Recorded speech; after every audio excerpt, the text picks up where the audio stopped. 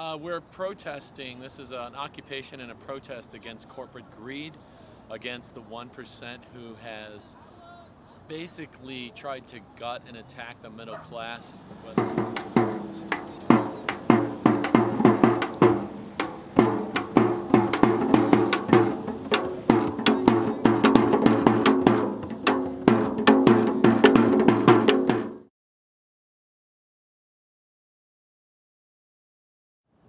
Well, it's basically going to take everybody that is not a millionaire, zillionaire, trillionaire to change it. That means anybody that's don't have $1 million in the bank is they're supposed to help us change that. So we do marches, we have teach-ins, we go out into the community and speak. We've been on television programs. And you know, we're here. We're not going to go anywhere. Sometimes we just hold signs on the street, you know, whatever it takes. Beginning on October 29th, we distributed 110 surveys to people at the Occupy camp, and sadly, only 26 were completed and returned. Of those 26, here are the top number 1 answers. Do your neighbors, families, and friends know that you are participating in the occupation of Niagara Square? The majority of the responses were yes, half of which were enthusiastic about the spreading of the news of Occupy Buffalo. What policy or law would you like to see the state government change? The number 1 answer was stop the millionaire tax breaks. What policy or law would you like to see the local government change? The number 1 answer was stop corporate tax breaks.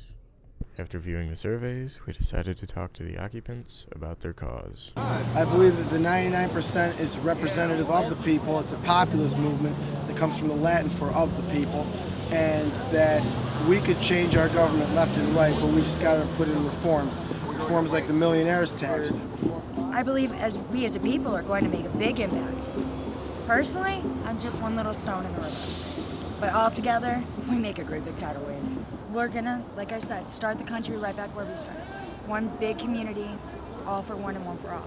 Yeah, to quote the Three Musketeers. There's been talk about a march, and this is just in the planning stages, but there's talk about a march on Washington for all the occupieds in the summer. Yes, after college kids are out, but this is just in the very, very beginning stages, but yes.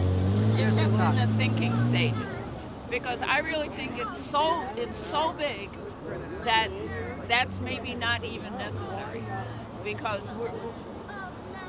our whole point is not just to be here and make noise. It's to actually follow strategies, try to get things changed in a substantive way, not only just to stand here and shout.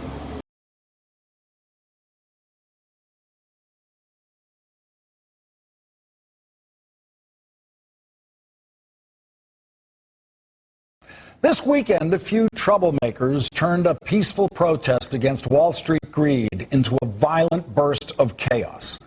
The troublemakers carried pepper spray and guns and were wearing badges.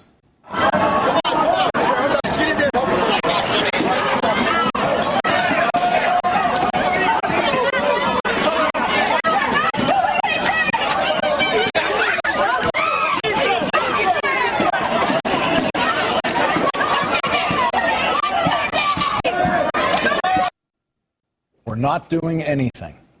You heard the woman say that as the police were grabbing people for absolutely no reason, crushing them on the pavement and arresting them. We're not doing anything. We will post all of the video that we have on this protest on our blog, and you won't find anyone doing anything that is legal grounds for arrest. The reason that man is being assaulted by the police is because of what he has in his hand. He's holding a professional-grade video camera. So this police commander has decided that the correct response to that man shooting video is to grab him and smash his head into a parked Volvo.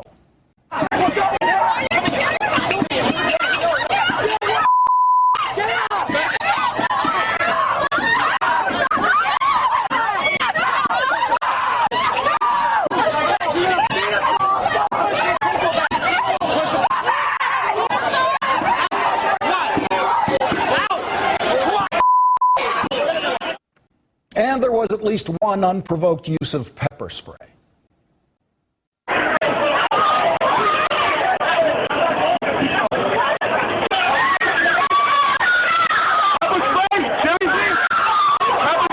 As is usually the case in these situations, most of the police officers on the scene carried out their duties calmly and non-violently, like this one. Guys, back please, thank you. Man, back please, man, thank you. That's how you do it. Stand back, thank you. You respect those people.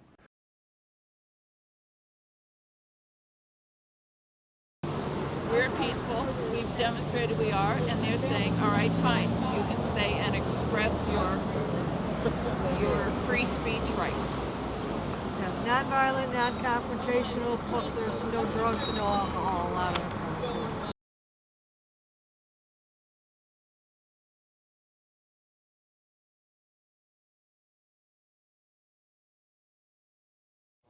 I am Mike Check Mike. I just had a shower. Just had a shave.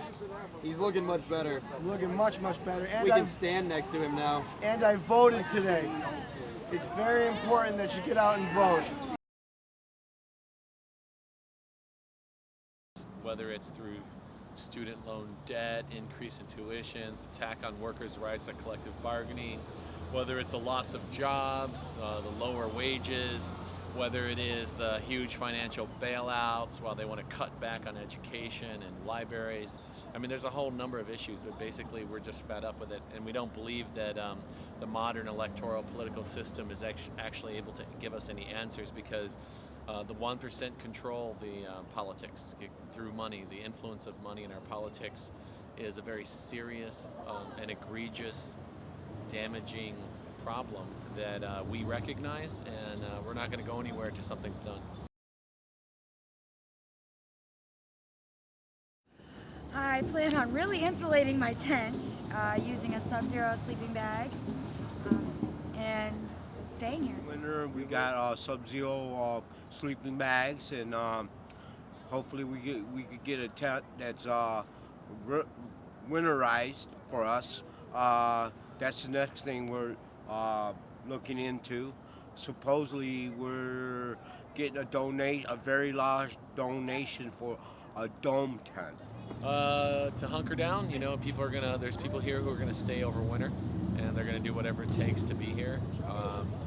That means, you know, personal sacrifice, but we've already had some cold nights, wet days, windy, you know, we've had 6-mile winds. There's already been times when it's been difficult, so the people here are dedicated.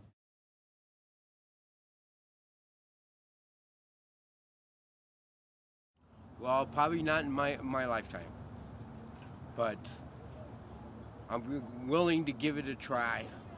Hopefully it'll give change real quick, but chances are our government's been like this for many, many, many years, so it's going to take a lot of work.